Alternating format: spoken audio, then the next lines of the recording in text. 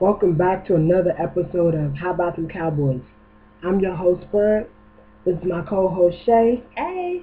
Before we get started, I just want to remind you guys that Thursday Night Football is starting, so we will be posting our videos on Wednesday night instead of Saturday night. Thursday Night Football.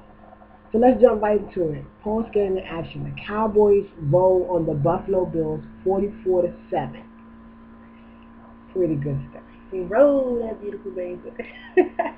Let's talk about Tony Romo's performance. Shay, what do you really think about Tony Romo's performance? He came in, he threw 3 touchdown passes really early. Guys scored on their first 4 possessions. It's something I haven't seen before, but tell me what you thought about Tony Romo's performance. Well, before I talk about what I liked about his performance, I just want to say one thing. Remember a long time ago, I think it was like maybe week 1, he was like, well, you know, do you think he can take us to the Super Bowl? Do you think he can do it? What does he have to do? Consistency. That's all I'm going to say. He did an amazing job. An amazing job. For him to miss, I think, 3 passes out of the entire game, he did amazing. 3 or 4 touchdowns. I'm really, really excited, but he has to be consistent. He has to keep it up. Nothing that I say, no matter how good I talk about him, it's not going to matter if it's not consistent. So with that being said, I'm going to leave it like that, and we're going to move on. And if it continues to be consistent, then I'll speak on it. But until then, I'm not going to count my eggs before they hatch. But I'm happy. I think what I was really impressed with was the fact that Jason Garrett actually learned something from the Detroit game. He went in on the Detroit game, and Tony Romo played amazing the first half. Then he came back out the second half after having a really, really big lead and started throwing again and threw a bunch of interceptions. This time, he said Tony Romo was 23 for 26, 300 and something yards, and 3 touchdowns. And he said, we're just going to run the ball. And we just kept on running, and that seemed to work. It's critical. You have to know when to run the ball, and you have to know when to pass it. It is critical. Speaking of running game, DeMarco Murray is playing very, very well. Well, what's your word for it? He's a man beast, right? He earned that yet. He got to earn it. Don't give it to him yet. Okay. On him, I'm counting my eggs. I'm sorry. I like him, though. I like him. Sean Lee earned his. He got to earn his, okay? I like him. Which brings me to my next question. Shay, do we start Felix? Or do we start DeMarco Murray? I like Felix Jones. I think he's still a good running back. But DeMarco Murray, he's stepping up to the plate. He's stepping up to the plate. I think I will be consistent with where we are now. I will keep Felix as number 1, but I will play them just as much, and I will see how much consistency DeMarco Murray gives me. Felix is coming back off an injury. I'll see how he does, and then I'll just play it out from there. But I won't make any drastic changes right now. Putting Felix Jones in right now is making a drastic change, okay? but you have to bring Felix back, though. Play them half of the time. I'm not saying 1 quarter for one and 1 quarter for the other, or one starts the first half and one starts the second half. But you have to play them. I mean, you have to. I'm sorry. Felix has to get back in the game, though. I like Felix. I want to see what he's going to do off of his injury. I do, too. I like him. But I don't want him to come in and disturb this offense. That's true. That's what I said. Bring him back, but we have to see what he's going to do. So here's what I say. Tony Romo, keep at the quarterback. Put Murray behind him. Let Murray play about 70% of the snaps like he's doing now. Yeah, that's true. Bring Felix in. Let Felix do what Felix does. And keep the ball moving. But I think Murray should be starting. I'm not saying that he's earned it. But I said the offense is playing well with him in it. I did too, but you just told me. You just told me not to jump the gun when I was just talking about Murray. You just told me not to do that. Hey. And now you're jumping the gun with him starting this. You said he's going to anoint him man. That's what you said. But that's the same thing you're saying. Okay, you said this week.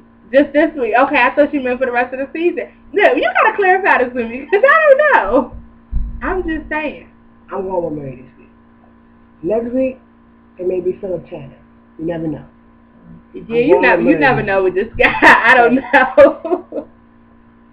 So, next week, the Washington Redskins is who we play. We go into Washington and we're going to play the Washington Redskins, who have been on a bit of a losing streak, should I say. I thought you want to say winning. Oh my goodness. That's why the fans been quiet, huh? That's why it's been hush lately. But what I really want to talk about is Tayshaun Choice being signed by the Redskins a couple of weeks ago. Of course, we released him, and then he signed with the Redskins maybe a couple of days after we released him. Here's my question. Will Tayshaun Choice be a factor if he plays? Do you know that since the Skins have picked him up, he hasn't played? They had him out injured, so now he's playing. I think that it's going to be a factor. I don't know how. I'm not saying that that's going to gain a lot of momentum or that's what's going to, help them win. Of course, they're not going to win. But I don't think it's going to gain that much, but I think that it is going to have an effect on it. Tayshaun has been in this offense for 4 years now. I feel like he knows this offense in and out. He should know it in and out. I'm concerned about him giving off hints to the Redskins. He better not. He better not. I don't even want to think about that. That's my concern. Because they can keep our offense and be prepared. They got 1 week. So they probably had more than 1 week. They've probably been preparing for this since they signed Choice. Probably. Knowing the Redskins, their goal is to beat the Cowboys. That's it. It's a good goal to know, though. I mean, hey, it's good for us, but let's talk about Beck being benched. I saw this coming. Yeah, I saw it coming as soon as they put him in the game. I saw this coming. The reason why I saw this coming is because Wes Grossman throws interceptions, but he scores points. With an exception of last week, he scores points. Beck doesn't score points. He accumulates sacks, which is great, but he doesn't score points. Okay, so I'd rather for the Redskins to go ahead and put John Beck in right now and then start Wes Grossman next week. Just do that for us. Okay, we just need it to be rolling on people. If they put Grossman in, we won't hurt him, so you might as well keep him out. That's the only hope they got. Question is, obviously the Cowboys win this game, but what's the score? 35 to nothing. Was that me? Does that make me? Yeah, slide No, I got them getting about maybe 10, at the most 14. I think we're going to put up about 35. Shay, what's your favorite thing you like about the Redskins? What's my favorite thing about the Redskins? What is it? Nothing! Yes! Moving on. So what they going to score? Nothing! See, you dirty. Look outside the league and see what's been going on around the league. One of the things I'm really interested in talking about is Arizona upsetting the Philadelphia Eagles. That was major for me because I really felt like the Eagles was just going to go in there and just you're right. That's what I thought they was going to do that. Especially after they played us. I felt like just the Eagles were just starting to put it together. And not because they played us and but I felt like they were putting it together because LeSean McCoy has been playing well all season. Mike Vick just getting his stroke back. The offensive line is gelling, and I don't know. Now he seems to be like, now he knows what he's doing now. So I'm like, I felt like they were poised to make a playoff push, but they got pushed over by Arizona, which was like, whoa. You know what it was? Yeah. They were preparing for us. I'm just saying. I mean, did it not show though? They come in off their bye week and they kill us almost, pretty much. We want to talk and then they play Arizona and then they lose. They play another maybe. Arizona, but we want to talk about how well Arizona played. Okay. Versus how well Philly played. So much so, man. Maybe Philly did play well, but maybe Arizona played better. Here's my question to you: Is Larry Fitzgerald a problem for everybody around the league? Yeah. I mean, he proposes a problem.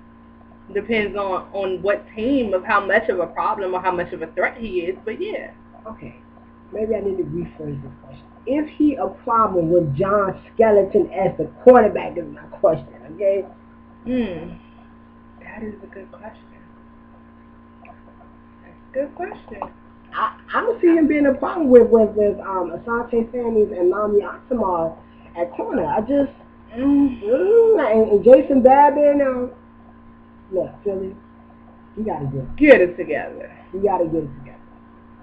Let's talk about Chicago pounding on the Detroit line. Now, they pound them. I watched it.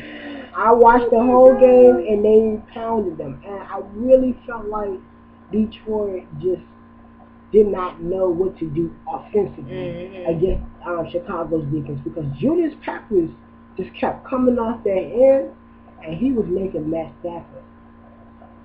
He was like, that's how he was looking like he had that deer eye and he just kept throwing it, just kept throwing it. And I was like, wow, when are you gonna run the ball again? I mean, that's how I felt. But what did you think about that game, Shay? Nothing. You didn't like it? I mean, it was cool. It was just, I mean, it was pretty surprising, but I don't know. I really thought Detroit was going to win this game. I did too. That's why I mean, it was a couple upsets. It's been a couple upsets lately. You know, right now it's like you go in there and you have one thought, and usually it's like, okay, that's my thought. Maybe the score is a little off, or maybe this team banged that team out a little bit more. But I mean, as many upsets as it's been this season, it has been bananas. At this point, I'm just ready to stop saying who's going to win and just watch the game. Okay. Well, we're going to talk about who's going to win next week. Okay? You always set me up. I said I don't want to do that. So, Philly plays the New York Giants. The New York Giants are playing really good. They lost last week to the San Francisco 49ers, which didn't surprise me very much. 49ers have been doing. They didn't surprise me very much. They play really good defense. But here's my question: the Philly playing so bad and the Giants playing so bad, I still think Philly can win this game. I think Philly wins 28-21. What's your score? I don't know. Who am I supposed to be? Probably 21-30. Who? Philly. Philly? Yeah. I got Philly going. Yeah, I got Philly. I went with Philly last time. I'm going to go with Philly again just because I know how Philly is. And I don't think they're going to stay on the losing streak too long. Ooh. So Manny better watch out. Watch for them interceptions. Oh. If I know Manny the way I know Manny, he's going to throw some interceptions. Maybe you just wait till we come. Just say that until we come. Okay? That's cool too. That's cool. That's cool. Cincinnati and Baltimore. I know you was going to say that. But I'm going to tell you why Cincinnati's going to win. Here's why Cincinnati's going to win. I'm listening. Cincinnati's going to win. Because Baltimore is playing up front, which is that 4-3 front with Ray Lewis in the middle. He's being exposed right now. I saw him exposed last game, okay, on that fourth down when they was trying to get through and he got yanked. Oh. This Cincinnati team is very young, but very agile. I really like their tight end. He's really good, and Andy Dalton seems to find him every time, which has me to believe that Joe Flacco is not going to be able to stick with Andy Dalton. Stamp it. Write it down. I said it. We're going to see next week. We're going to talk about that. I know y'all remember that. I know a lot of y'all looking at me like I'm crazy, like Andy Dalton. Oh, he's a rookie. He's not really good. Joe Flacco, he's too cool, you know, all that other stuff. But I'm telling you, Andy Dalton's going to shock him. Well, that's all we have for today. Again, I'm your host, Spud. This is my co-host, Shay. You're here on How About the Cowboys. You guys have a nice night. See y'all next week.